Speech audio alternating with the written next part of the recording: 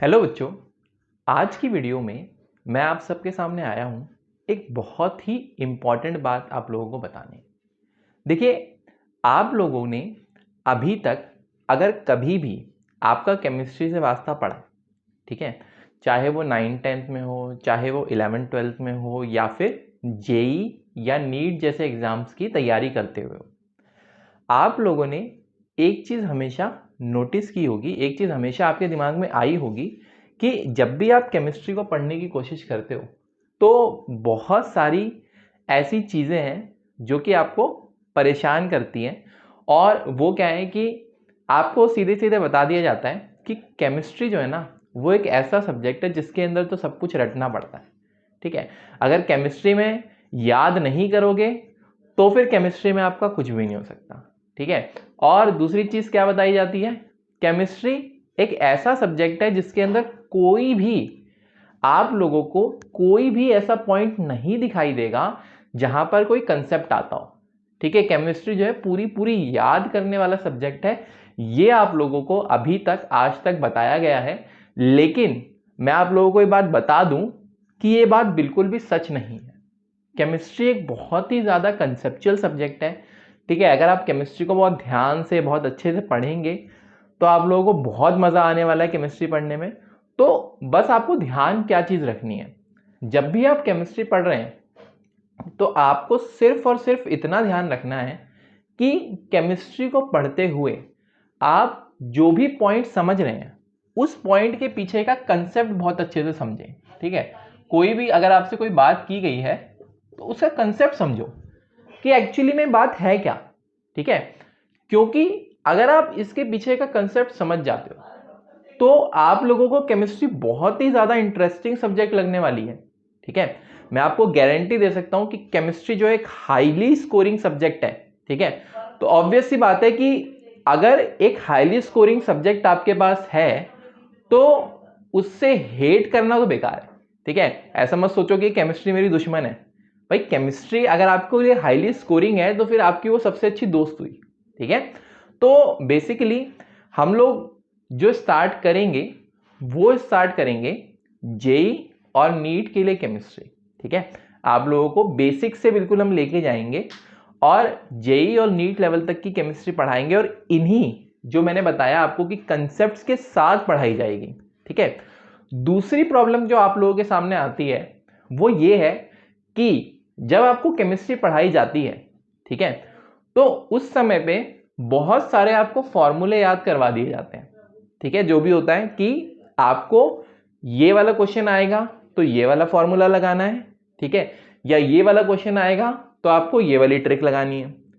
अब देखो, ट्रिक याद करने में, ट्रिक समझने में, ठीक है, अगर क्वेश्चन वो सॉल्व कर देती है जल्दी तो बुराई क्या है। ट्रिक का यूज करने में सबसे बड़ी प्रॉब्लम ही यही है कि ट्रिक्स बहुत सारी होती हैं, तो आप इतनी सारी ट्रिक्स को याद नहीं रख सकते हो। ठीक है, इस चीज को समझो कि कोई भी इतनी सारी ट्रिक्स को याद नहीं रख सकता है। तो कोशिश क्या करनी चाहिए फिर हमें, भाई अगर इतनी सारी ट्रिक्स हैं और अगर हम उन्हें याद नहीं रख सकते तो दूसरी तरफ फिर हम स्कोर कैसे करेंगे। कंसेप्ट्स को बहुत अच्छे से समझो, जो भी बेसिक फॉर्मूलाज हैं हमेशा हमें कोशिश करनी चाहिए कि जितने भी बेसिक फॉर्मूले हैं उन बेसिक फॉर्मूलों से ही एडवांस की तरफ जाया जाए। ठीक है, बिल्कुल बिल्कुल बेसिक फॉर्मूले लो और उन्हीं से एडवांस लेवल की चीजें सॉल्व करने की कोशिश करो। इन सब चक्करों में मत फंसो कि हर एक चीज के लिए आप एक नई ट्रिक याद कर रहे हो। उससे सबसे बड़ी प्रॉब्लम आपके सामने यही आने वाली है कि आप इतनी सारी ट्रिक्स याद तो कर लोगे, पर जब एग्जाम टाइम पे आप उन्हें अप्लाई करने की कोशिश करोगे तो आप उन्हें भूल जाओगे। और एक और प्रॉब्लम जो आती है बच्चों के साथ वो ये आती है कि ट्रिक्स आपने याद कर ली, पर जब भी अगर एग्जामिनर ने कोई सा भी एक पॉइंट चेंज कर दिया, ठीक है भाई, वो भी आईआईटीएन है जो आप लोगों का पेपर बना रहे हैं, तो भी कोई हंसी खेल में तो आए नहीं है। वो क्या करेंगे, भाई आपने अगर कोई ट्रिक याद की हुई है तो ऐसा नहीं है कि उनको नहीं पता, उनको भी वो ट्रिक पता है, सब पता है। ठीक है, तो वो क्या करेंगे, एक सिंगल वैल्यू को भी अगर उन्होंने घुमा दिया तो फिर आपको समझ में नहीं आएगा कि पेपर के अंदर हुआ क्या था।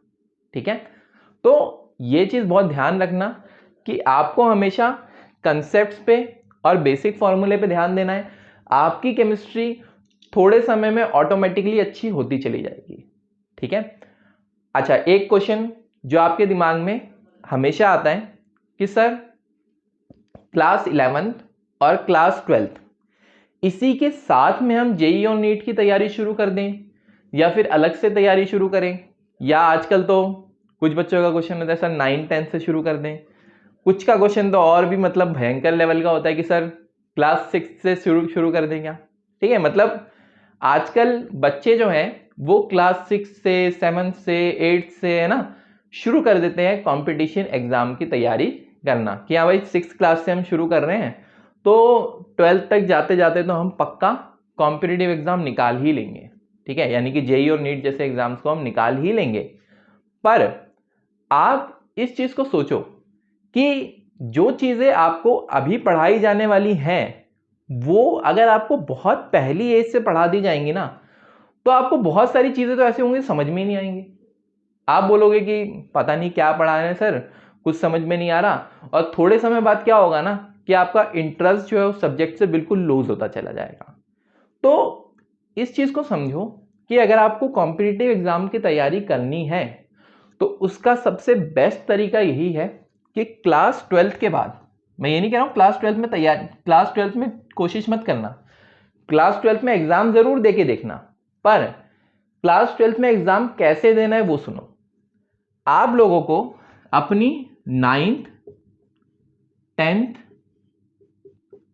11th और 12th इनके बेसिक्स को एकदम स्ट्रांग रख के चलना है, ठीक है। एकदम बेसिक्स इतने स्ट्रांग होने चाहिए आपके कि आपके बेसिक्स के सामने मतलब कोई एग्जाम आ जाए, ठीक है। मतलब जो भी बोर्ड लेवल का आपका एग्जाम है, मतलब आपके कॉन्सेप्ट्स इतने सॉलिड हैं कि कंसेप्ट के बेसिस पे तो आपको कोई मार्क दे ही नहीं सकता, ठीक है। कंसेप्ट्स आपके इतने शानदार होने चाहिए। तो मैं आपको गारंटी दे सकता हूं कि अगर आपने इस तरीके से तैयारी करी है और अगर आप एक ऐसे स्टूडेंट हैं जिसके पास पीसीबी था तो आपकी बायोलॉजी की मैक्सिमम तैयारी हो चुकी है, आपकी बायोलॉजी की मिनिमम 80% तैयारी आपकी हो चुकी है। ऐसा मैं क्यों कह रहा हूं सुनिए, क्योंकि 2018 के बाद से अगर हम बात करें नीट एग्जाम की तो नीट एग्जाम के अंदर जो बायोलॉजी वाला पोर्शन आता है उसमें 90% से भी ज्यादा 90% से भी ज्यादा जो क्वेश्चंस हैं वो सीधे सीधे एनसीईआरटी से होते हैं, ठीक है। तो अगर आपने बहुत अच्छे से कंसेप्ट के साथ केवल इसी को तैयार किया है तो आप लोगों का इतना पोर्शन एटलीस्ट 80%, मैं 90% भी नहीं लेके चल रहा हूं, मैं सिर्फ और सिर्फ 80% लेके चल रहा हूं, इतना आपका बहुत बहुत अच्छे से तैयार हो चुका होगा, ठीक है। दूसरी चीज अगर हम बात करें केमिस्ट्री की तो केमिस्ट्री के अंदर भी एक ट्रेंड है कि केमिस्ट्री के अंदर भी आजकल जो क्वेश्चंस आ रहे हैं ना वो बहुत सारे क्वेश्चंस जो हैं डायरेक्टली फ्रॉम एनसीईआरटी आने लगे हैं, ठीक है। पहले केमिस्ट्री के अंदर उतने ज्यादा क्वेश्चंस सीधे सीधे एनसीईआरटी से उठकर नहीं आते थे जितने की आज आने लगे हैं, ठीक है। तो केमिस्ट्री में भी आपका अगर आपने एनसीईआरटी बहुत अच्छे से करी है, ठीक है, एनसीईआरटी के एक्सरसाइज को इग्नोर मत करना। केमिस्ट्री की जो एनसीईआरटी बुक की एक्सरसाइज है वो बहुत ही शानदार एक्सरसाइज है, अगर आपने उसको तैयार कर लिया तो आपको केमिस्ट्री में खुद को कॉन्फिडेंस महसूस होगा कि हाँ मैंने केमिस्ट्री के अंदर कुछ किया है, ठीक है। स्पेशली अगर मैं बात करूं केमिस्ट्री की जो एनसीईआरटी है उसमें जो फिजिकल केमिस्ट्री और ऑर्गेनिक केमिस्ट्री की जो एक्सरसाइज है वो बहुत बहुत अच्छी है अगर आप उसे पूरा अपने दम पे सॉल्व करते हैं, ठीक है। क्योंकि आजकल सबसे बड़ी प्रॉब्लम मैं बताता हूं क्या होती है। आप क्या करते हैं कि कोई भी आपने एक्सरसाइज उठाई और उस एक्सरसाइज को उठाने के बाद आपके दिमाग में एक चीज चलती है कि ठीक है चलो उठाई एक्सरसाइज, 2 क्वेश्चन हुए, ठीक है, अपनी तरफ से किए, फिर उसके बाद क्या किया, तीसरा क्वेश्चन नहीं समझ में आ रहा, नहीं समझ में आ रहा, सीधे क्या करेंगे हम, चलो जी गूगल पे टाइप किया, सर्च कर दिया। पर इससे सबसे बड़ी परेशानी पता क्या होती है, अब वो जो क्वेश्चन आप करते तो आपका उसमें दिमाग डेवलप होता, आपका मेंटल प्रोसेस उसके अंदर स्ट्रांग होता, पर क्योंकि आपने वो क्वेश्चन सॉल्व नहीं किया, आपने सीधे सीधे क्या किया, गूगल कर लिया। उस वजह से आपका जो वो कंसेप्ट वहां पर डेवलप होना था वो डेवलप नहीं हो पाया। ठीक है, बहुत से बच्चे सोचते हैं सर इसमें बुराई क्या है, हमने गूगल पे देखा, हमें आंसर समझ में आ गया, वो आंसर अब कभी क्वेश्चन वो आएगा हमारे सामने तो हम कर देंगे। ऐसा नहीं होता। ठीक है, आपने गूगल पे सीधे सीधे आंसर देख लिया, उसको छाप दिया, वो आपकी समझ में नहीं आएगा पूरी तरीके से, वो आपको कहीं ना कहीं आगे जाके फंसाएगा। ठीक है, वो क्वेश्चन आपको उस समय लगेगा कि मेरा हो गया है, लेकिन एक्चुअली में वो क्वेश्चन आपका नहीं हुआ होगा। ठीक है, इस चीज को बहुत ध्यान से समझिएगा कि क्वेश्चंस इस तरीके से नहीं होते। ठीक है, क्वेश्चंस जो है हमेशा अपना दिमाग लगाकर ही ट्राई करने चाहिए, और अगर इनकेस वो क्वेश्चन सॉल्व नहीं हो रहा उस वाली सिचुएशन में आप लोग ट्राई करो अपने फ्रेंड्स से मदद लेने की, दोस्तों के पास जाओ, दोस्तों से बोलो कि यार ये वाला क्वेश्चन मेरे को समझ नहीं आ रहा। ठीक है, अब देखो ऐसा होता है कि कोई सोचेगा सर दोस्त हमारी मदद क्यों करेंगे। भाई एक बार बताओ, क्या हर इंसान हर एक सब्जेक्ट में अच्छा हो सकता है? ऐसा तो जरूरी नहीं है। ठीक है, मान लो कि आपके पास फिजिक्स, केमिस्ट्री, मैथ्स, बायोलॉजी, ठीक है, जो भी सब्जेक्ट्स थे, इनमें से फॉर एग्जांपल आपके दोस्त की मैथ्स अच्छी है तो उससे मैथ्स पूछो, आपकी केमिस्ट्री अच्छी है वो आपसे केमिस्ट्री पूछेगा। ठीक है, या फिर वाइसा वर्सा उल्टा है अगर, तो उस तरीके से भी आप देख सकते हो कि अगर मान लो आपकी मैथ्स अच्छी है उसकी केमिस्ट्री अच्छी है तो आप क्या कर सकते हो, उससे केमिस्ट्री पूछ सकते हो, वो आपसे मैथ्स पूछ सकता है। और तीसरी चीज, अगर मान लो कि आपने खुद ट्राई किया नहीं हुआ, दोस्तों से कोशिश की नहीं हुआ, ठीक है, उसके बाद फिर आप उस क्वेश्चन को एक बार छोड़ दो, एक दो दिन बाद फिर ट्राई करके देखो कि क्या ये क्वेश्चन अब मुझसे हो रहा है। अगर वो क्वेश्चन आपसे तब भी नहीं हो रहा, तब फिर आप जाओ अपने टीचर्स के पास, और अब अपने टीचर्स से आप ये वाला क्वेश्चन पूछो कि सर ये वाला क्वेश्चन जो है बिल्कुल समझ में नहीं आया, ये वाला क्वेश्चन आप बता दीजिए। ठीक है, उसके बाद क्योंकि आप इतना सारा दिमाग इस क्वेश्चन में ऑलरेडी लगा चुके हो, तो आपको एग्जैक्टली समझ में आएगा कि इस क्वेश्चन के पीछे का क्या कंसेप्ट था, और इस क्वेश्चन को या इस तरह के क्वेश्चंस को किस तरीके से अटेम्प्ट करना चाहिए। ठीक है, तो इस चीज को बहुत ध्यान से समझना कि आप लोगों को क्या क्या चीजें ध्यान रखनी है। एक तो आपको कंसेप्ट का ध्यान रखना है, दूसरा बेसिक फॉर्मूले का ध्यान रखना है। ठीक है, तीसरा मैं आपको बता चुका हूं क्या, बायोलॉजी और केमिस्ट्री की आपकी मैक्सिमम तैयारी जो है वो 11th और 12th में हो जाएगी। ठीक है, इसके बाद सिर्फ और सिर्फ उन कंसेप्ट्स को थोड़ा सा ही बहुत ज्यादा हम आगे नहीं लेके जाते हैं। ऐसा मत समझना कि कोटा के अंदर आपको कंसेप्ट जो है बहुत ही अलग मिलेगा, जो आपने 11th 12th में केमिस्ट्री में पढ़ा था या फिर फिजिक्स में पढ़ा था, किसी भी सब्जेक्ट में पढ़ा था, उससे बहुत अलग होगा। वही चीजें होती हैं, एग्जैक्टली सेम ही चीज होती है, बस उसी को क्या किया जाता है, थोड़ा सा और कंसाइज करके, थोड़ा सा और एक जगह पे रख के, ठीक है, थोड़ी बहुत एक आधी चीजें जो कि एक्स्ट्रा पूछी जाती हैं वो ऐड की जाती हैं, बाकी सब कुछ सिंपली एनसीईआरटी बेस्ड ही रहता है। ठीक है, और अगर हम बात करें फिजिक्स की, तो फिजिक्स के अंदर देखिए सबसे ज्यादा ध्यान, फिजिक्स के अंदर अगर आप क्वेश्चंस कर रहे हैं तो फिजिक्स के अंदर सबसे ज्यादा इंपॉर्टेंट जो आपके लिए है वो क्या है, आप जब फिजिक्स करेंगे उस समय पर आपने एक बार कंसेप्ट को समझा। ठीक है, फिजिक्स के अंदर आप देखिएगा कि जो क्लास 11th है और क्लास 12th है, आपको कंसेप्ट बहुत ज्यादा नहीं है। ठीक है, लिमिटेड नंबर ऑफ कंसेप्ट्स हैं, पर जितना ज्यादा आप उन पर न्यूमेरिकल्स अटेम्प्ट करेंगे उतना ही ज्यादा आपको कॉन्फिडेंस बूस्ट होगा और आपको लगेगा कि चलो यार अब तो फोड़ दूंगा इस एग्जाम में। ठीक है, तो अगर एग्जाम को फोड़ना है बिल्कुल, तो फिर आप फिजिक्स को इस तरीके से पढ़िए कि बिल्कुल क्वेश्चंस बहुत अच्छे से अटेम्प्ट करिए। आप इवन देखेंगे बोर्ड के एग्जाम के पीवाईक्यू आप उठा लीजिएगा, प्रीवियस ईयर क्वेश्चन पेपर उठा लीजिएगा वहां पर, और आपको दिखाई देगा कि मैक्सिमम जो क्वेश्चंस फिजिक्स के अंदर पूछे जा रहे हैं वो क्वेश्चंस हैं। ठीक है, आपको उनके अंदर थ्योरी वाला कंटेंट बहुत कम मिलेगा, सीधे सीधे न्यूमेरिकल क्वेश्चंस आपसे पूछे जा रहे हैं। तो जब न्यूमेरिकल क्वेश्चंस आपसे पूछे जा रहे हैं, कंसेप्चुअल क्वेश्चंस आपसे पूछे जा रहे हैं, तो आप तैयारी भी उसी की सबसे ज्यादा करो। ठीक है, और कुछ डेरिवेशंस होती है वो तो आउट रहती हैं, उनको आप इजीली तैयार कर सकते हो। फिर हम बात करें अगर मैथ की, देखिए मैथ में अगर मैं बात करूं तो मैथ के अंदर आपको देखने को मिलेगा कि आपको मैथ के अंदर कॉम्पिटिटिव एग्जाम जो जेईई का एग्जाम होता है उसके अंदर काफी सारी चीजें ऐसी हैं जो कि एनसीईआरटी के अंदर नहीं गिवन है। ठीक है, मैथ्स के लिए मैं स्पेशली आपको बोल रहा हूं कि काफी सारी चीजें ऐसी गिवन है जो कि एनसीईआरटी के अंदर नहीं है। तो ऐसी सिचुएशन में आप क्या करोगे? देखो, आप इस चीज को समझो कि क्लास 11th और 12th जितनी बेसिक मैथमेटिक्स अगर आपको नहीं आ पाएगी तो उस वाली सिचुएशन में आपके लिए कॉम्पिटिटिव एग्जाम की मैथमेटिक्स को समझना बहुत ही मुश्किल हो जाएगा। तो आपकी कोशिश ये होनी चाहिए कि आप क्लास 11th और क्लास 12th की मैथमेटिक्स को एकदम बेसिक्स को बहुत एकदम क्रिस्टल क्लियर रखो। ठीक है, इतना क्लियर जब आपका बेसिक्स होगा तो आपसे 11th 12th के तो इजीली क्वेश्चंस बनेंगे।